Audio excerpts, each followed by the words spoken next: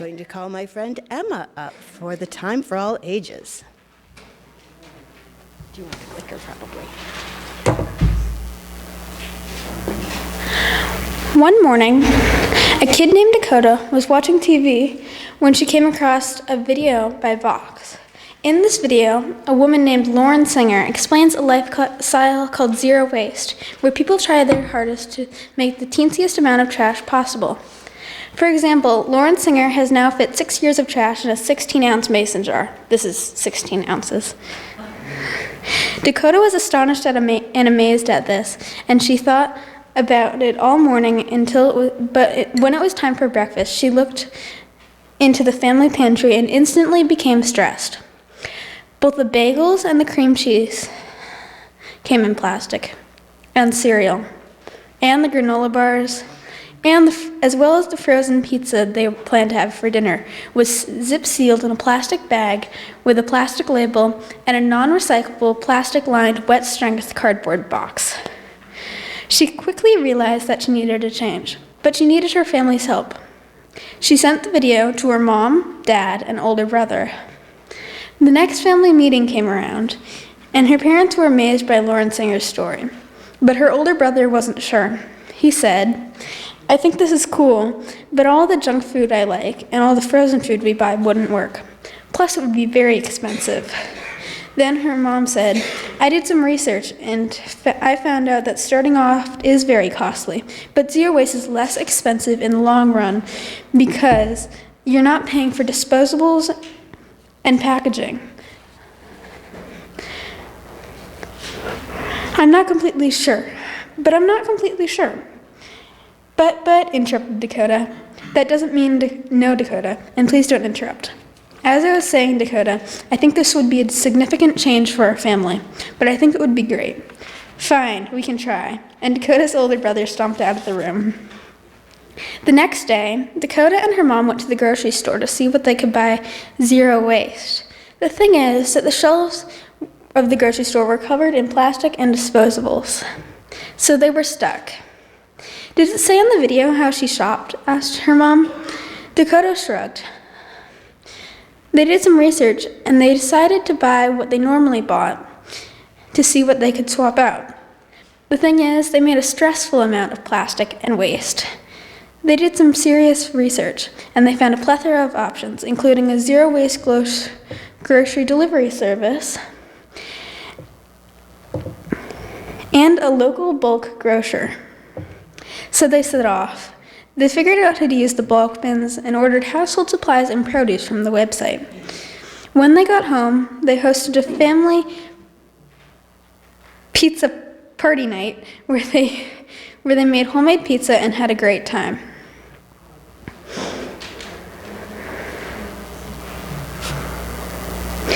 All in all, they had a package-free day, which is the best of days if you ask me.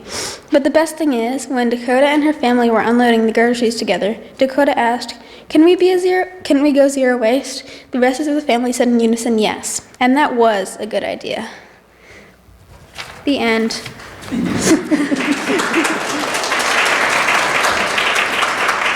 Thank you, Emma. That was an original story by Emma, so thank you very much for building our awareness and using your creativity.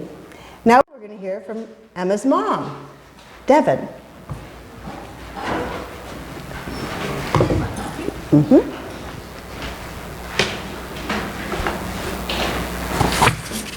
So, as many of you may know, we have, as a congregation, submitted an application to renew our Green Sanctuary certification. And they've accepted that application, but we have a lot of work to do before that. And they are very into surveys and statistics. So, as part of that, you may have seen one of these peachy pink sheets on the way in. I'm very much hoping that all of you fill one of these out, and we'll have a basket to catch them. There's some in the Emerson room here. This is a survey of personal practices and habits to get an idea. And I suspect you're quite green, so it'll be kind of cool to see that. So many of us have been inspired by our youth, and I know my Emma makes me try harder every day. The poster child, of course, is Greta Thunberg and her climate strike. In her speech to the UN, she said, "I don't want your hope. I don't want you to be hopeful. I want you to panic. I want you to feel the fear that I feel every day. But I have to take a bit of an issue with Greta on this. I'm not so sure about panic and fear. Now, I'm a bit of a left-brain thinker here, computer programmer and all. But one of the first things I tell my kids when there's a problem is calm down, take a deep breath. I don't think you can problem solve well when you're upset. Panic and fear stops thinking. What we need to do is realize there's a problem, assess the problem, and take steps to fix the problem. Change nothing, and nothing changes. I see a lot of changes proposed that other groups need to do, government, businesses, and with a lot of work, we might be able to get businesses or governments to change eventually. And don't get me wrong, that's important. But what can we personally change? Can we personally make a CO2 impact today? Well, Greta thinks so. This is the quote on there. Our biosphere is being sacrificed so that rich people in countries like mine can live in luxury. It is the suffering of the many which pays for the luxuries of the few. Now, I think folks that live in a county that averages 43 tons of CO2 per 43 tons annually of CO2 per household, like Erie County, 3 to 4 times the global average. People like us, we can make some changes.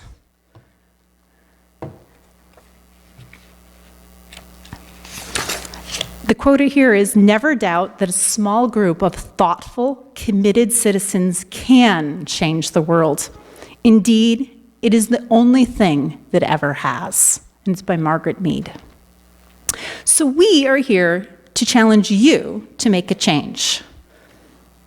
My minions are going to hand out things. To start a new eco-habit. But don't worry, we're going to support you along the way, and you'll get more details about that during the end. But first, we have 7 different eco-challenges for you to pick from. Why 7? A good UU number, 7 principles, 7 challenges. But unlike the principles, I want you to pick just one to focus on for the next 5 weeks. Hey kids, if you just hand a chunk, they can hand it down the pews. All right, so how did we come up with them? We tend to talk about climate change as this big amorphous thing, but there are very specific items that contribute to the bulk of climate change, such as this infographic.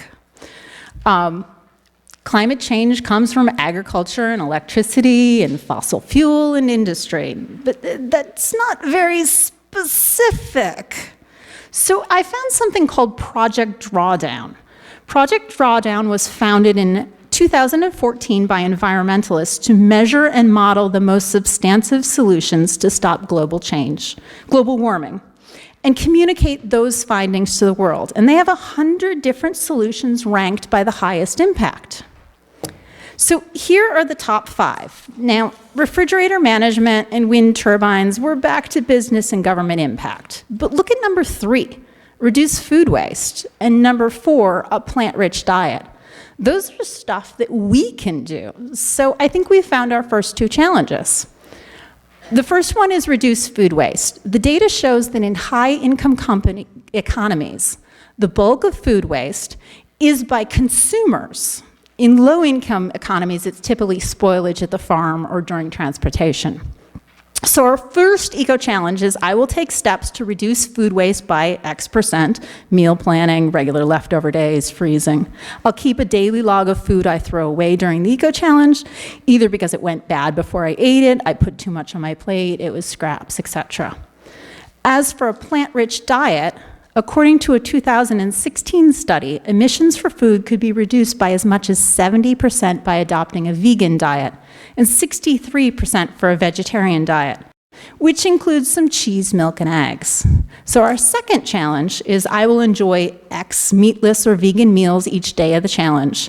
Remember that cheese, eggs, and milk are equal to meat and climate impact, though you do tend to use less of those. I will avoid air-freighted and hot-house food, and produce will be primarily seasonal. Root veggies, anyone? So our next challenge is reduce our single-use disposables. This is the one that Emma cheers for. In addition to plastic pollution in our seas and lands, plastic production has a climate impact. If we do a Venn diagram of our CO2 footprint and our consumption and our plastic waste, there is significant overlap. Consumption, for example, leads to plastic waste, and all of it has a CO2 impact. So the third challenge is stop waste before it starts. I'll limit my single-use items. I'll reduce the waste I generate by X%. This might include bringing a reusable water bottle, a reusable mug, reusable bags, refusing straws, brown bagging, so on and so forth. Shopping zero waste, like Emma's story. And a lot of people start this by doing a garbage challenge. They collect all their garbage for a period of a week and see what they're throwing away and what might be able to be changed how they buy. So this graphic is the tons of CO2 for our typical Erie County household. This is us locally. And so our next eco-challenge is turn it off, turn it down.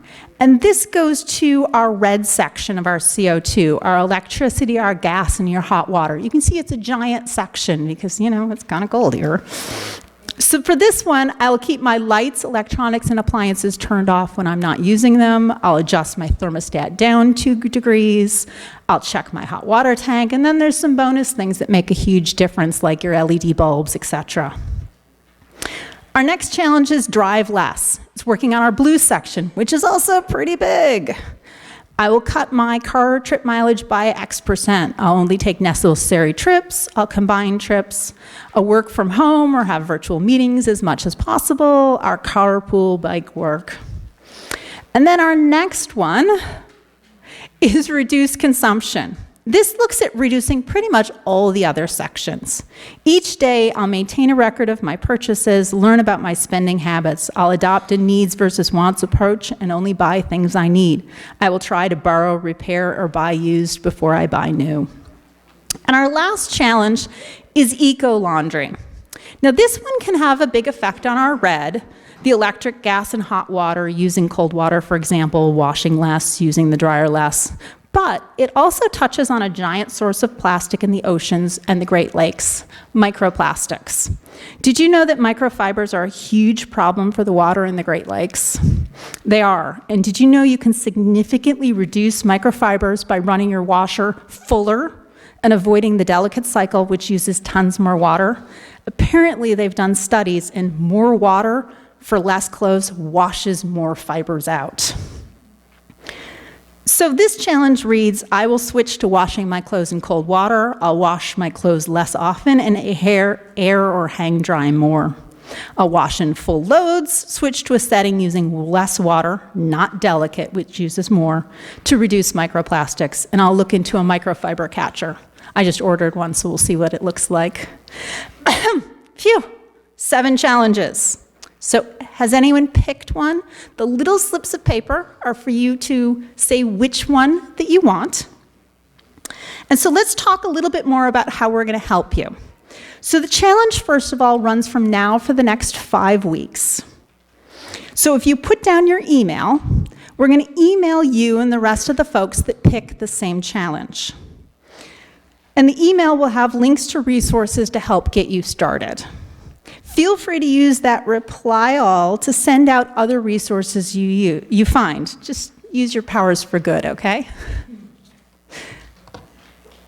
All right, and then each week when you come to church, on that glass wall in the foyer, which I called the challenge wall, we'll have a section for each of the challenges, and you guys can check in on how you're doing. You're doing it great, or as it says, you're nailing it. You can check in by the big smiley face. If I had some success, you can check in by the neutral face. And if, oops, I kind of forgot we were doing an eco-challenge, you can check in by the frowny face. And we can get an idea of how you're doing it and think of it as a reset each week. It's hard to change habits. It's hard to make changes. So this can be sort of a check-in.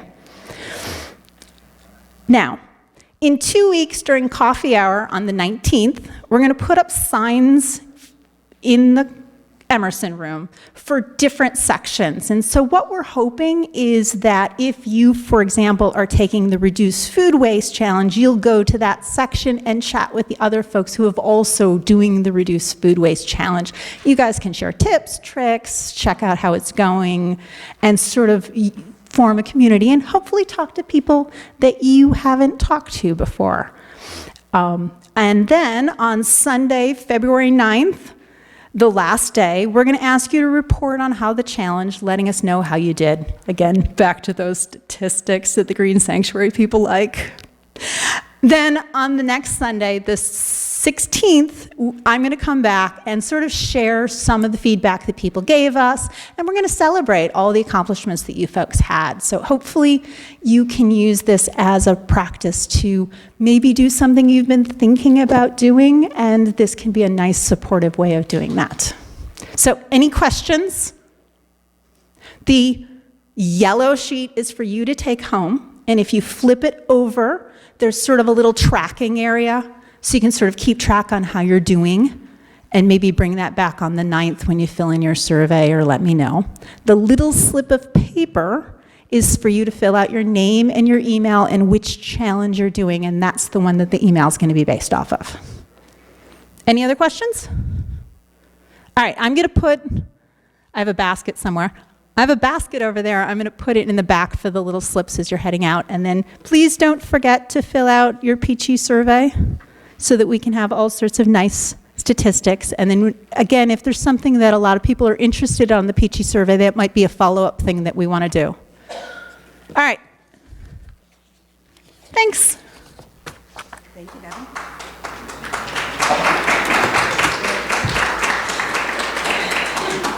Eco Challenge issued and accepted. Okay. What is it about the start of a new year that compels us to make some kind of commitment to change something about our lives? Whether it be a habit we'd like to leave behind, a habit we'd like to embrace, or an intention for change in some other area. Each year, I think I will not fall into the resolution trap. And each January 1st, I find myself taking stock of my life and adopting some kind of change. Anyone else with me in this? Thank you for those who admitted to it. The rest of you, we know. I don't think we can blame this impulse on 21st century cultural expectations, although all of the advertising now certainly points to, you need to change something, sweetheart. I think it goes much further back than that. The month of January is named for the Roman god Janus, who is depicted as having two faces, one looking back to reflect on what has been, and one gazing into the future. From ancient times, there has been this very human response of pausing to reflect upon that shift from dark to light following the winter solstice. It's interesting to me that we don't do this in reverse at the summer solstice, where moving from darkness to growing light makes us reflective. The shift from the longest day to dwindling light just makes us spend the next 3 months partying like the time is as fleeting as summer in western New York, which of course it is. We know the light can't last. So when it begins to gain ground during the month of January, even when it is literally only seconds per day, we are moved to reflect and to create new intentions. Throughout this month of reflection and being more intentional about who we are and how we present ourselves to the world, we will be following the path of integrity, a path to personal wholeness, not from adding more tasks to our internal to-do list, but accepting the invitation to recover an innate quality that resides in each human being. Physician and author Rachel Naomi Remen describes it this way: wholeness is never lost. It is only forgotten. Integrity rarely means that we need to add something to ourselves. It is more an undoing than a doing, a freeing ourselves from beliefs we have about who we are and ways we have been persuaded to fix ourselves. Often in reclaiming the freedom to be who we are, we remember some basic human quality. And what we find is almost always a surprise, but it is always familiar, like something we've put in the back of a drawer long ago. Integrity shares a Latin root with integral, which gives me the image of a woven pattern. The strength of each thread's wholeness is necessary to create strength and wholeness in the woven piece. Each thread is integral to the success of the whole. Now that idea will be important just a little later on when we venture from personal integrity to that of a collective, like, a congregation. Personal integrity involves making choices that are in alignment with our values, an expression of who we know ourselves to be at our core. The choices we make are both rooted in integrity and they are the manifestations of it, evidence of what Parker Palmer calls an undivided life. And an undivided life is what creates the conditions for courage and peace. Palmer uses civil rights activist Rosa Parks to demonstrate what it means to live an undivided life. He relates the well-known story of her act of civil disobedience by not giving up her seat for a white man and moving to the back of the bus. In later years, when asked how she had the courage to challenge a system of oppression by staying put, she said, "I was tired." Now, Palmer's point is that Rosa Parks didn't mean she was physically tired, although she probably was, but rather she was tired of living a divided life, of having an internal sense of wholeness and worth, and bowing to a system that told her that she was less than whole. The only way to match the outer with the inner reality was to say no to being fractured and to say yes to wholeness. That inner sense of wholeness gave her the courage to act from a place of integrity. For our gathering music this morning, we sang, "Let the life I lead speak for me." It's a veritable anthem for personal integrity. The subsequent verses suggest ways that this comes through the friends we choose, the work we do, the love we share. When we move from a place of personal wholeness, our actions can speak for themselves. What that means is that our efforts to live an undivided life, to move from a place of inner peace, is not simply navel-gazing. There is a ripple out into the world. The Chinese philosopher known to us as Lao Tzu shows us this in reverse order. He wrote, "If there is to be peace in the world, there must be peace in the nations. If there is to be peace in the nations, there must be peace in the cities. If there is to be peace in the cities, there must be peace among neighbors. If there is to be peace among neighbors, there must be peace in the home. If there is to be peace in the home, there must be peace in the heart." As with all beneficial change, peace and wholeness begins within each individual. We can't dictate peace. It really must come from within. That means that taking the time to actually live into our intention to be more mindful and engage in spiritual practices like meditation, reflection, and prayer is not wasted time. You've probably heard me say at some point that the heartbeat of Unitarian Universalism is social justice. But if we don't have a within, if we don't have a theological foundation for our actions, we risk simply perpetuating the anger and the fear that create those unjust conditions. Does that make sense? If what takes us to the public square to demonstrate is based in our own anger at some injustice, then we are likely to respond in anger if we are challenged.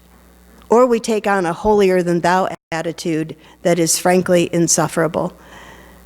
However, if what takes us to the public square to demonstrate is based on our deepest values of ultimate good, rather than just moral outrage, it will have a profound effect on how we respond if we are challenged. We can respond from a place of compassion and cohesion, inner cohesion. An undivided life will speak for us through our actions. You see, peace in the world cannot be achieved without peace in the heart. We know this. Darkness cannot create light. Hate cannot create love. Division cannot create wholeness. Global change cannot happen without personal change. Throughout the month of December, we learned about mindful recycling, personal decisions and practices that have a wider impact. And I learned that more than recycling, I was wish cycling. I was putting things into the recycling bin that I thought should be included in my town's guidelines, but aren't. Now I am being more mindful about what goes in, even though it galls me to send more to the landfill. So the next step in my personal progression is to find ways to reduce my use of packaging, bottles, boxes, and containers, so that I'm not throwing away so much. Because there is no away when we throw things away. There's only somewhere else, which is the root of the impact on marginalized populations. Do you remember the acronym NIMBY? Not in my backyard? It was quite popular in the 90s. Well, not in my backyard is a symbol of profound privilege for us to have our waste trucked somewhere else, to be put in the backyards of those who don't have the political power to say no. I mean, really, how long has Flint, Michigan been without safe water? What will be the lasting impact on the Native people who lost the fight for clean water at Standing Rock as oil leaks and spills into rivers and aquifers?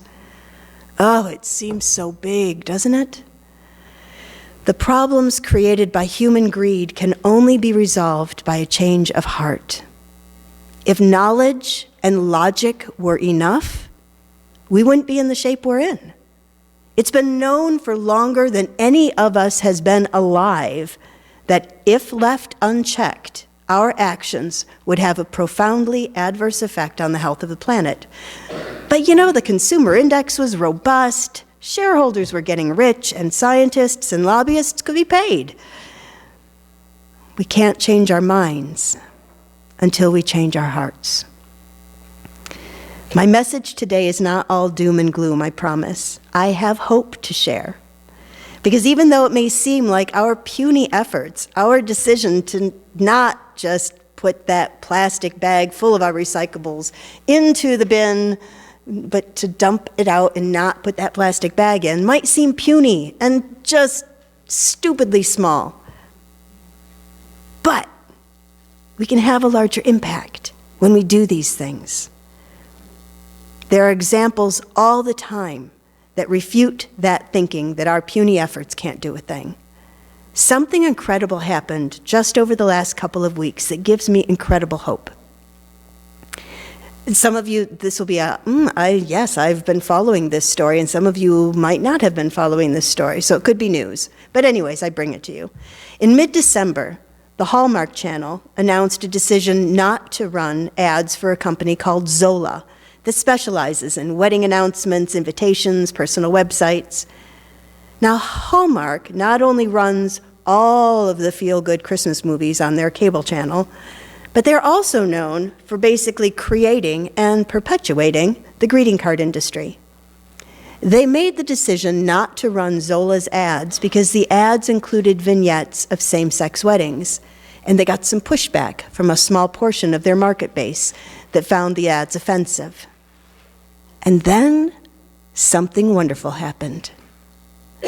This little decision found its way to social media, and the internet exploded. After just 2 days of public outrage at this decision, Hallmark suddenly remembered that LGBTQ plus folks have inherent worth and dignity, and that they buy cards, and that they watch movies. And not only that, but they have friends and families and allies that also buy cards and watch movies. And by golly, they reversed their decision and aired the Zola ads in their entirety. And it took 2 days. I find that miraculous and hopeful. Do I wish that they had never made the decision to pull those ads? Of course. That action perpetuated harm.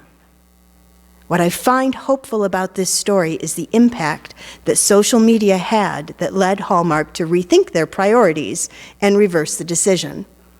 Now, I just made up the part about them suddenly remembering that LGBTQ plus folks have inherent worth and dignity. I don't know if that dawned on them. But the bottom line is that they did have a change of heart. And that change of heart was instigated by a tide of public opinion that declared that it is not cool to discriminate and that we the people have power to leverage. So, how on earth does all of this tie in with recycling and an undivided life? I'm always glad when you ask these questions. It's about being open and creating the conditions within ourselves to experience a change of heart. If you hear only one thing today, let it be this: you can change your heart, and that will change the world. Of course, there are a few steps in between, and those steps aren't necessarily easy ones.